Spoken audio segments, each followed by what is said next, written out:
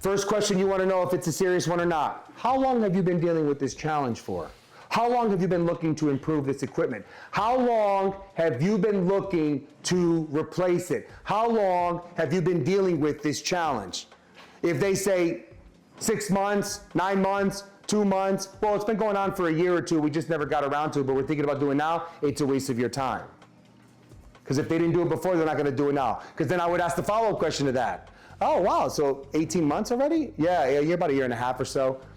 What happened recently that's now kind of making you want to address this? Did something go wrong with it, or no, something did, but my team fixed it right away. We're still okay. So you guys are still good with that? I'm not going to ignore the pricing, but I'm going to do is try to find more opportunity. Sounds as though this is something you're looking to address, but not an immediate need. Am I correct with that, Ari? Yeah. Yeah. So hey, when it comes to the overall business, though, tell me a little bid about some of the other areas of opportunity where you're currently addressing. You mentioned that you have 4 3-phase systems. Tell me about this one. Tell me about that one. When did you get this one? Oh, well, and go through that Q&A, right? What allows you to know if a prospect is a great opportunity for you long term? If you know that they have a 3-phase system, right? Yeah. You want to know that. Do they have a 3-phase system, right? That's very important. What's the other thing you want to know?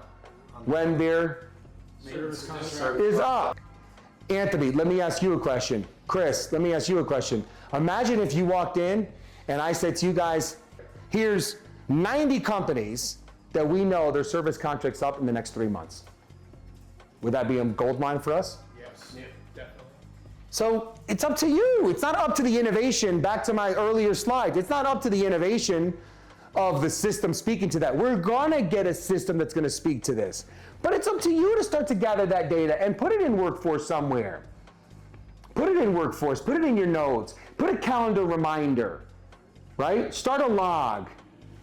Boom, boom, boom, ABC, service contract on this 3-phase UPS system, 8 years old, coming up March 2026. December and January, Chris will be on that call. Boom, boom, boom. Want to come to, we specifically want to talk about that service contract that you have coming up. We also want to talk to you about your equipment. We know that it already was reaching maturity. We want to make sure that it's operating. One of the things that we pride ourselves on is staying really, very much aligned with you and being top of mind.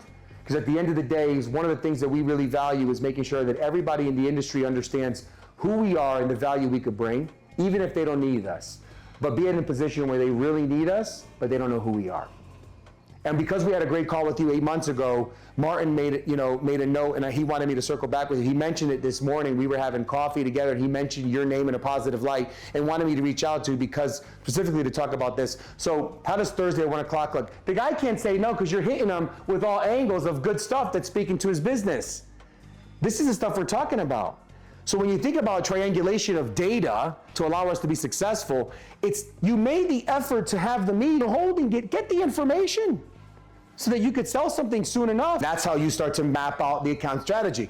That's how you take control. That's how you own your business. That's how you're not a thermometer, you're a thermostat. Because I'll be damned if I'm gonna let him continue to spend money with my competitor. I took the time and effort to meet with him. I know they have a service contract that's coming up in 8 months. I know that they've been using him for 6 years since he's been here. But I know Bill's been in the company for 10 years. Where did Bill work before? Let's figure out a way to win Bill over.